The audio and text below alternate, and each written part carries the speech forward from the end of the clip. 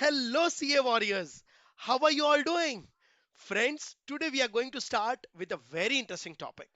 But, friends, before that, remember the goal of this video is not to go deep into every single concept, but to give you a crisp, exam oriented summary so that you know what is important and how to remember it smartly. This book and video together will act as your perfect self study partner. And I'm super confident, guys, that after this revision, you will be able to solve any MCQ that come your way in the exam.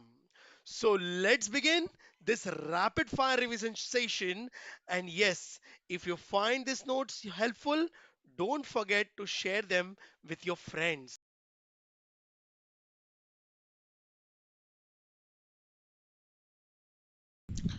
Friends, let me start with a simple but powerful question.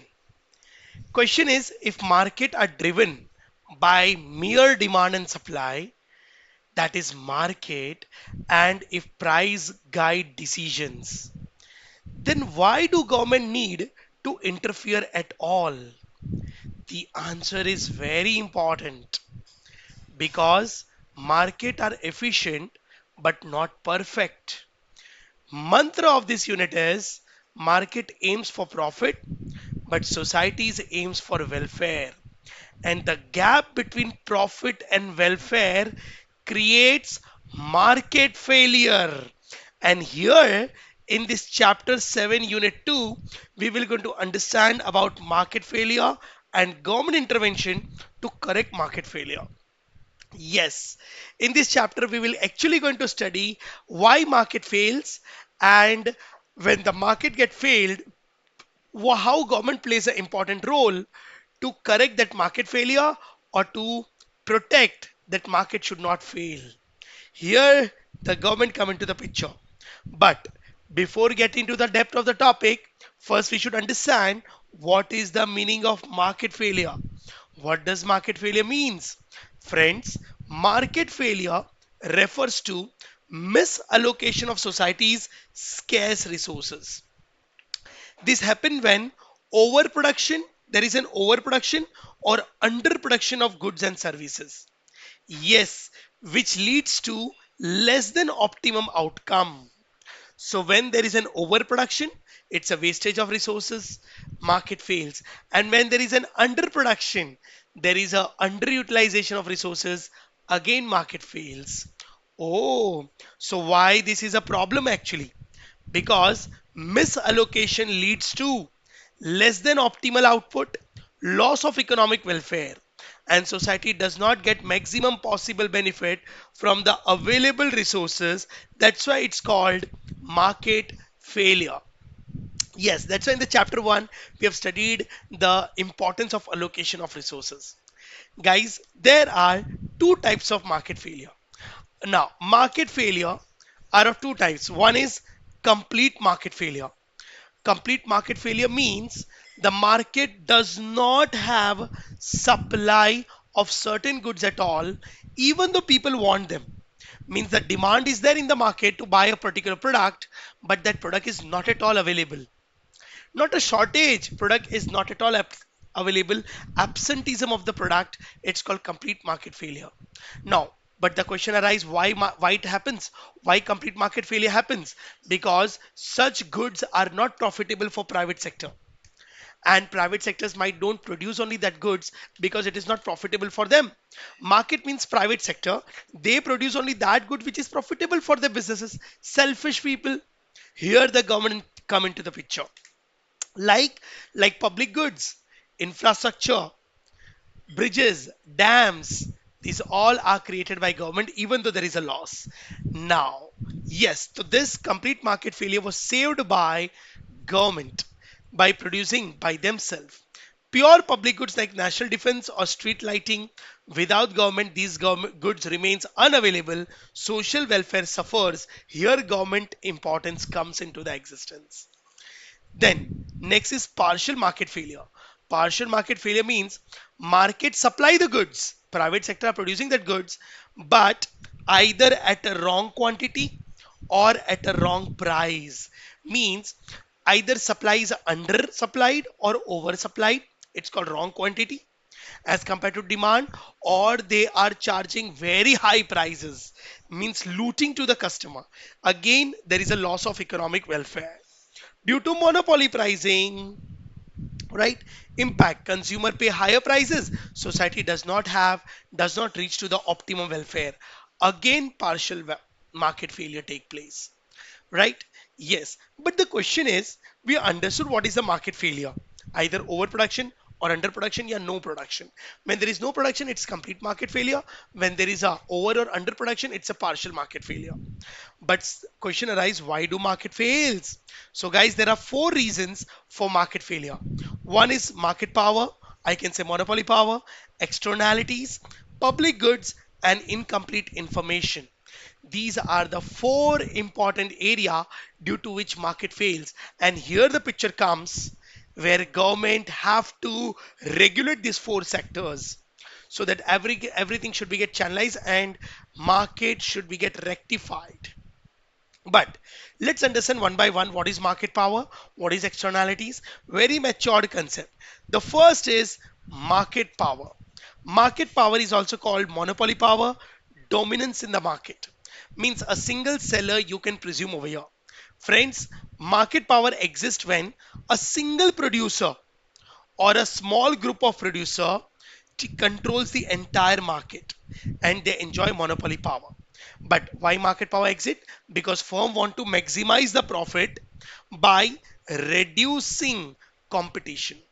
Now, these profits are not achieved by operating efficiency, but market power. How market power works? A monopoly firm produces less quantity, means they actually conduct underproduction and charge higher prices. Here, guys, important insight is these profit comes not from efficiency, but from market dominance. And here they are looting to the consumers. Here the market fails. Oh, so how do market fail due to market power? Guys, it's a partial market failure because they conduct a production, but they do underproduction and increases the prices. Am I correct? Now, so here the question arises, impact: why this market fail? Because consumers pay more. Am I correct? Output is restricted and economic welfare is reduced. Yes, this is a partial market failure. Again, I'm saying because the market failed to produce right quantity at right prices. Hope you understood. But then, how government intervention? In every step, we're going to understand then how government rectify this market failure.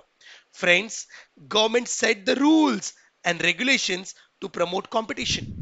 And when government promote competition, the market power, the dominance power, the monopoly power get reduces, number of sellers increases, and government make a law to promote competition, control mergers and acquisitions, and they regulate the prices so the consumers does not get looted. And here the partial market failure get rectified by the government. Now you understood why government is important. That's why in the first chapter we have learned government is not substitute of market, private sector. It is a complementary. Next problem of market failure is externalities. Again, it's a very mature and important topic. It is also called spillover effect. It is also called neighborhood effect. It is also called third party effect. It is also called side effect. Now, what is externalities? Outsiders is called externalities. Am I correct? Friends, externalities occur when a production and consumption activity have indirect effect, not a direct effect, okay? Have an indirect effect on consumption or production activities, okay, of other who are not responsible for integrating the effect is called externality. Means a production or consumption activity of one person affect another person which is not a part of the transaction actually. Means the production action as well as the consumption action affect not to the manufacturer and the buyer, it is affecting to the third person who is not involved between two. Is it? Yes. Means action taken by one and the impact is on another. And it can be a positive impact also, it can be a negative impact also. So if there is a positive impact, it's called positive externalities. If it is a negative impact, it's called negative externalities. Oh, yes, yeah. Now, why externality causes market failure? First, we should understand this, guys, because these effects are not reflected in the market prices. Yes, because it's a non-monetary effect, right? For example, a company have conducted production of cigarettes, right, and he's selling for his profit purpose, but the consumer who are buying the cigarettes and consuming it, now it is not a third party. So the first party is manufacturer who is manufacturing cigarette, the second party is who is consuming, they are directly affected. But the third person who is not involved, that is called third party, outsider, external, now who is a passive smoker, now getting affected due to that smoke. Oh, so the health affected by of the third party does not be get reflected in the market prices. Hence, they lie outside the price, right? Outside the price mechanism. That is why they are called external to the market. So there are two types of externalities: positive externality and negative externality. Positive externality means it is giving a positive impact, that production action as well as consumption action give a positive effect to the third party. Or negative externality means it gives a negative impact to the third party, that the cost increases. Okay, so let us understand the positive externality and negative externality separately, and then you can do the comparison, you'll be understanding better. Now, positive externality means, what is this positive externality? Positive externality occur when the action of one party creates benefits to the others. Now, example, a person maintaining a garden, walkers will enjoy it. Am I correct? The person who have created a garden is creating a positive externality. The people who are going to visit the garden, they will going to enjoy, right? Skill training of the employees, innovation and productivity increases. It's a productive externality. Am I correct? Yes.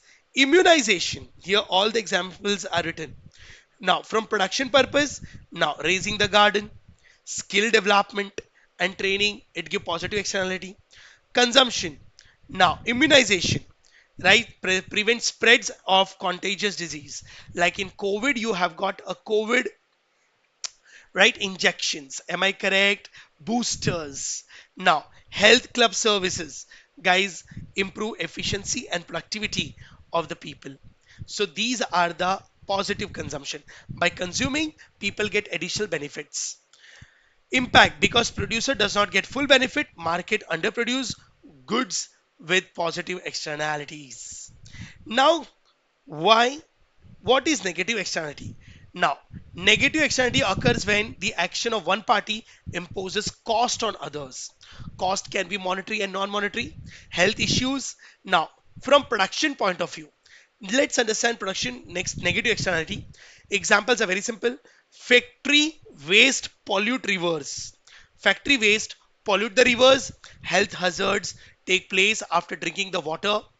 Now it increases the cost of the society people. They get fell ill and the medicinal cost increases. Smoking in the public. Passive smokers get affected. It's a consumption externality. Excessive alcohol consumption. Now lower efficiency of the people, right? River pollution, now reduce the production of fishes and price fish catches, guys, because producer does not bear full cost. Now this negative externality is a negative impact on the society people, and the worst part is that businessman does not realize because he does not suffer this cost. That's why externality is not a part of the cost of production. That's why businessmen are negligent. They are creating a negative externalities. So now, before getting to the how to rectify this negative externality and how to promote positive externality, before that, first you should understand what is social cost. Without understanding social cost, you will not be able to understand what punishment should be given by the government to demotivate negative externalities, and what reward should be given by the government to the private sector to promote positive externalities. Right? So let's understand social cost. Social cost is actually a total cost borne by the society. Now, total cost borne by the society when a goods is produced and consumed. Am I correct? Yes. It includes, when I say cost of the society, the components of the society is private cost, means the manufacturers when they produce, it's a real cost. Cost paid by the producer, wages, raw material prices recorded in the accounts. External cost, it's a cost borne by third parties, pollution, health damage, environmental loss. So social cost is equal to private cost plus external cost. Now, so hope you understood this formula. Social cost is equal to private cost plus external cost. Now, what is private cost? Again, I'm repeating. It is a cost paid by producer and it is a part of books of accounts. It is incurred by the manufacturer. But external cost is a part of externality. It is borne by third party who is not involved in the transaction, not directly involved in the transaction, right? So now the question arises, but due to externality, how market fails? Friends, why market fails? Due to social cost, because market price reflect only private cost and external cost is actually ignored because it is not directly involved. So this send a wrong price signal leading to overproduction or underproduction. Hence, there is a partial market failure, right? So it is a duty of the government if any organization by production if he's creating positive externality he should be get rewarded, then that positive externality will be encouraged. And it is a duty of the government, those companies who are producing a negative products and creating negative externality, which is giving a side effect and bad effect and negative impact on the society, they should be get penalized. Means the social cost should be bared by them in the form of penalty. Am I correct? Then that negative externality will be get discouraged. Right now they want to say this external cost is not bared by the businessmen, hence they are not realizing that they are affecting to the society. So positive externalities should be promoted and negative externalities should be discouraged by the penalty. So how this can be done? This can be done only and only by government. So how government can correct market failure? So here it is. The core objective is maximum social returns, बराबर, and minimize social cost. So this is possible only when externalities are internalized, means this external cost which is bared by society should be put on the producers as well as the consumers who are you know creating a negative externalities. Yes, so externalities are internalized, it should be included in the decision making of the management, then only this market failure can be reduced. So how it will be included in their internalities, means in their actual cost. So reduce, how to reduce negative externality? So direct control and regulation command solutions. Means direct control means how it works. Government sets emission limits, so the pollution limits get set. Monetary penalties, applying license or production quota on a negative products, stringent rules on tobacco products and promotions. Now, criminal liabilities they charge when they over create the pollutions, etc. So to discourage the negative impacts. Now, example, production quota, licensing system, tobacco, environmental protection act they have introduced. Now mandatory pollution control equipments and pollution control boards has been established to stop negative externalities. Then impact, pollution will be get reduced, harmful activities are controlled, right? This is how reducing negative externalities. Next approach is market based approach to alter prices of goods through taxes and subsidies. Yes, now it is called, first is Pigouvian imposition of pollution tax. It's called Pigouvian taxes. Now, named by AC Pigou. He said the companies who are producing negative products and creating pollution and which is increasing the cost of the society now should be penalized, should be imposed high taxes. So taxes imposed on pollution creating activities. Logic, more pollution, higher tax, private cost increases, firm reduces pollution to lower tax burden, problem will get solved. And the next is if you're not imposing the taxes, establishing cap and trade system. And this is a market created, it's called carbon credit market, which is present in India also. How it works, guys, government sets a pollution limit caps, a pollution limit.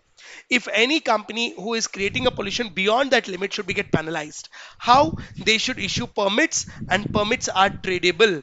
They should issue bonds. So those who are creating a pollution beyond the limit, they should purchase that pollution creating bonds by paying, so that cost will increase.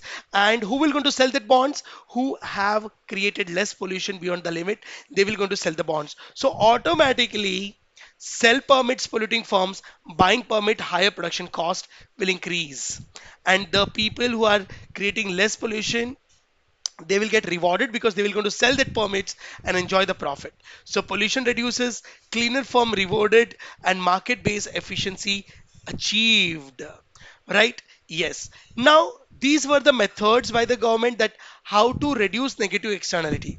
Now come to the method how to promote positive externality by giving subsidies, imposing taxes on the negative externalities. Now, giving subsidies, guys, subsidies will going to reduce the cost of the company, which is a reward to the companies who are creating positive externality. Objective, increase supply of positive goods, externality goods, right? Subsidies to the consumer. Example, fertilizer subsidy, education fees subsidies, because education create knowledge, efficiency, skill development, it create positivity in the society. Now, direct production by the government. Private sector will never going to produce these goods. So government says I am not dependent on the private sector. If private sector will not do, I will do it because even I know how to do the business. So government himself will going to conduct the production of that goods which create a positive externalities in the country, like demand and supply increases, social welfare improves. Areas where high positive externalities are needed, that is public education, healthcare, fundamental research, afforestation and reforestation, sewage treatments, toxic wastage cleaning, etc. These are done can be done only and only by government. So now the last reason of market failure is incomplete information, or I can say asymmetric information. Now, the question arises, what is asymmetric information and how do market fail with this? Now, to first understand the meaning, what is asymmetric information? Asymmetric information exists when buyer and seller do not have equal information. Oh, yes. Buyer and seller does not have equal information, which is practically not possible. Also, sometimes buyer have more information than the seller. Sometimes seller have more information about the product than the buyer, and they don't disclose altogether everything. So, intentionally, unintentionally, buyer mislead to the seller, or seller mislead to the buyer. Now, that is called asymmetric information. Buyer and seller does not have equal information. Now, because why does not they does not have equal information? Because of complexity of the product. Like so many products which are very complicated, very technical, like cardiac surgery, mutual funds, insurance products, where seller have more information than the buyer, and with an intention to sell, they does not show any negative points to the buyer, and buyers get cheated. Might be possible. Now, difficulty in getting correct information. Sometime information about the products or about the services are not available in the market now, right? And the another one is deliberate misinformation, means highly persuasive advertisements are the best example for you. Now, on the TV, whatever advertisement you see is always very persuasive, but it's not 100% true. Am I correct? So people get excited, they buy the products, and then they regret it. That's why the market fail. So impact. What happens due to asymmetric information? Guys, because of half information or asymmetric incomplete information, now the most disadvantage impacts are poor decision making. We make wrong decisions, inefficient outcomes. Now, whatever expected outcomes are there, it is not available because of misinformation. Market failures are possible. But now the question arises, how market fail? due to information gaps. Guys, information gaps lead to two major problems actually. There are two central problems. One is adverse selection, another one is moral hazard. Adverse selection means we are selecting a wrong product with a great expectation, and after using we come to know we have got cheated or the purpose has not been solved. That is called adverse selection, wrong selection. What does it mean? Selection of wrong goods or inappropriate services due to lack of information. Now, why it happens? Now, why it happens? One party hides true information. It happens because it hides true information. One party hides true information, and takes advantage of the other's ignorance. And that is called buyer leads to missing market. And then after a certain period of time, the rumors fails that sellers are looting to the buyers does not trust to the sellers, and the market misses. Buyer does not attend, demand falls, and overproduction take place. Market fails. Example, the best example for adverse selection is actually insurance product. Buyer hide health condition. Before giving you the insurance policy, always insurance company check your health. Now, and they ask you thousands of questions, hundreds of questions, whether you are a smoker or not, whether you have prior disease or not, whether you have diabetic or not, whether you are addicted to any hazardous products or not, whether you have some illness or not. Always buyer give misinformations. So because of that faulty informations, now sellers sell them a good insurance and the claim pass very easily. So the loss is bared by the insurance companies. Hence, insurance company does not trust on the buyer. So what insurance companies mindset ki charge them the higher premiums. So they include the cost, and the mindset is that people are always going to give us a wrong information only, and because of that, they charge them higher premiums. So buyer hide health condition, insurance company faces heavy claims and premium rises, or firm stop selling the premiums. Stop selling insurances to a particular market. So the supply becomes zero, hence missing markets. Adverse selection always leads to missing markets. Results in missing market. Impact, reduce availability of insurance, higher cost for honest buyers. So those who are cheat, because of few people cheated, the mentality of the insurance company changes and they apply the rules on everyone. Right? Then the next is moral hazard. Moral hazard means what? Moral hazard means after entering into a contract, individual take more risk because losses are borne by someone else. Example, accidental insurance, fire insurance. It is a situation where individual take more risk because he knows he is protected due to individual bearing the cost of risk. Right?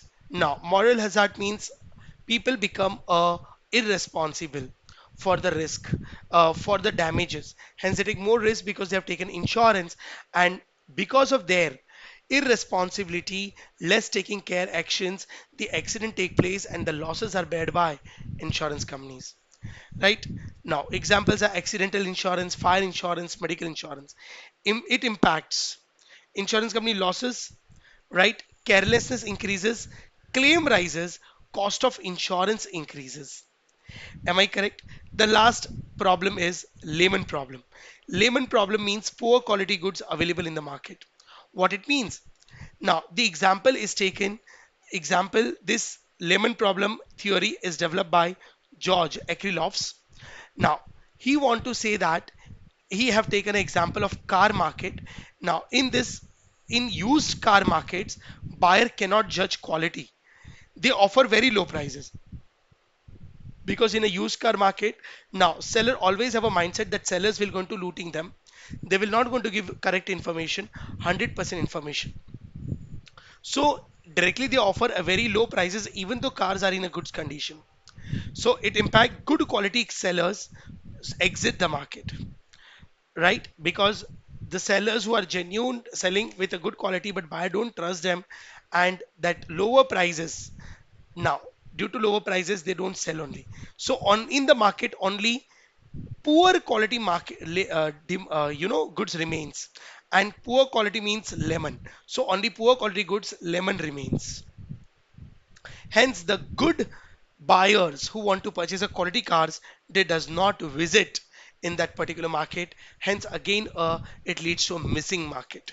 So, incomplete information always fail the market.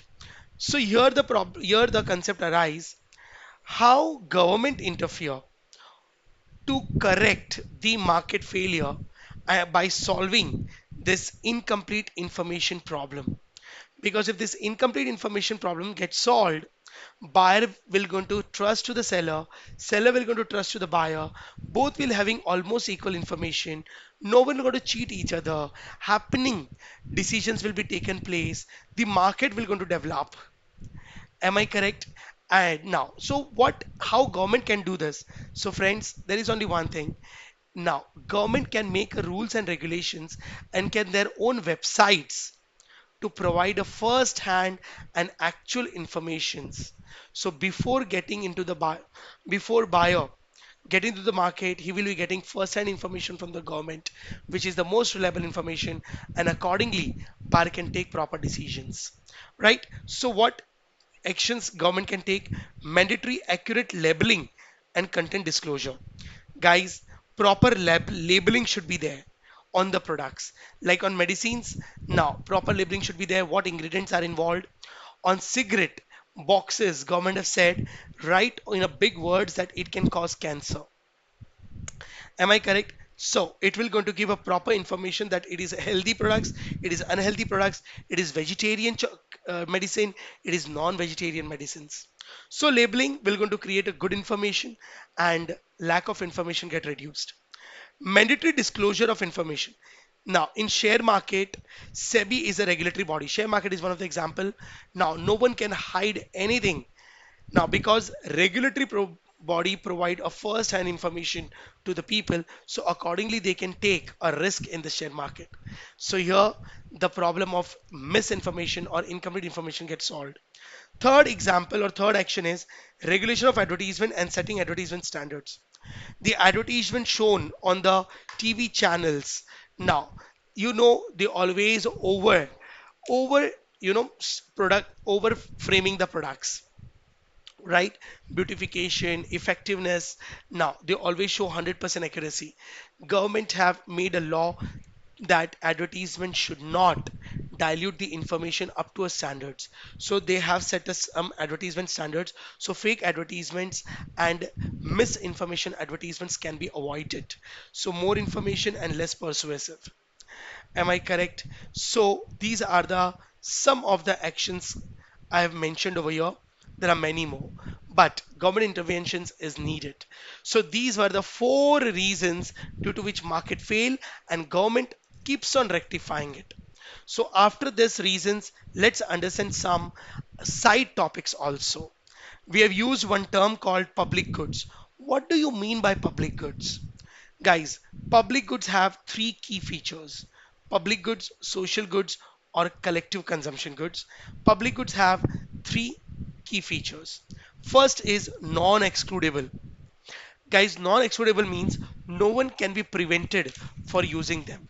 That goods are applicable to all, accessible to all, it's a public property, anyone can use it. Non rival. Friends, non-rival, public goods are always non-rival. That means one person use does not reduce the availability for other. Public goods does not get reduced because due to a consumption of other people. It is continuous supply. So whether you are late coming using that product, whether you're using 10 times, 20 times, now you cannot do the comparison with the other people that you're using more and I'm using less. It is it does not get reduced only by consumption of the people. Like bridges, dams, roads, highways, you use that highway 200 times daily, that highway will not get reduced for others. Yes, no direct cost of consumption. Now guys, public goods have no direct cost. It is freely available to everyone. There is no direct cost to it. Indirect cost might be there in the form of taxes and all. Sir, what are the example? National defense, highway, education, law enforcement, public sanitization. Now, these are called public goods. Thousands of people can use it. It never get reduced, available for all. Such goods are called public goods. Am I correct? Now, find how market fails. Now, market fails when public goods are not available and demand is there. Means either incomplete market failure or complete market failure. Because private companies does not produce such goods. So government is needed to produce it. Guys, profit maximizing firms does not produce public goods. So it leads to a complete market failure. Here the government role come into the existence. Public goods are always produced by government because it is either less profitable but not profitable, but it is needed barabar, for satisfying human demands, for the growth of the country, for the development of the economy. So public goods must be provided by the government only. Some excludable public goods like park, museums, university can be financed through entry fees. So indirect cost should be there, direct cost is not there. Hope you understood what is public goods. So now let's understand what do you mean by merit goods and demerit goods. Friends, the name itself indicates merit goods are those goods which after consuming, now it is healthful for human beings, it is healthy for the society, it is healthy for everyone. It contributes to the growth and development. It does not create pollution. Demerit goods are that goods which are not healthy for the consumption. Government keeps on restricting from consumption. Am I correct? It damage, it creates pollution, it does not give growth to the country, it affects to the health of the people. Right? So government should demotivate demerit goods. Now, overall, hope you understood. Let's understand one by one. Merit goods, what they are. Guys, it is a socially desirable goods and generate positive externalities like healthcare, house, education, water, management, etc. How market fails?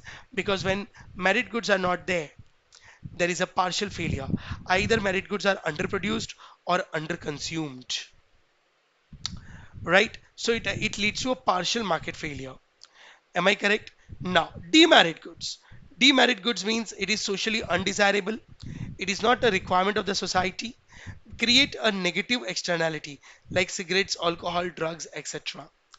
Am I correct? How market fails? These are overproduced or overconsumption. So again, it's a partial market failure. Am I correct? So how government can create this measure? Obviously, government should promote merit goods by giving us subsidies, applying less taxes. So government himself produce these goods. Negative products make costlier by applying extra taxes, right? By providing information don't consume, by providing license for the production, or by banning that products.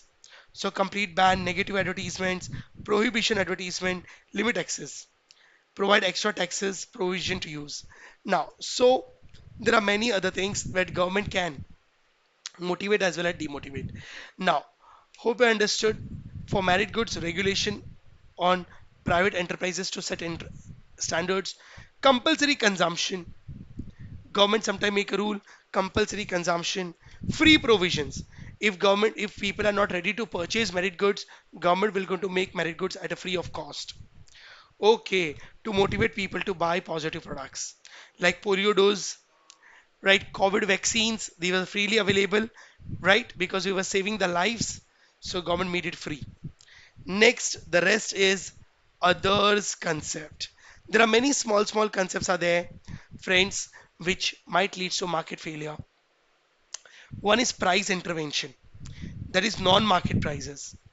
Guys, price intervention means government fixes the price instead of leaving them on the market. You know, in a private sector, market decide the price. That is intervention of demand and supply. Barabar intersection of demand curves and supply curves. Intersection of demand curves and supply curves. Am I correct? Now, these are the types: price flow, price ceiling.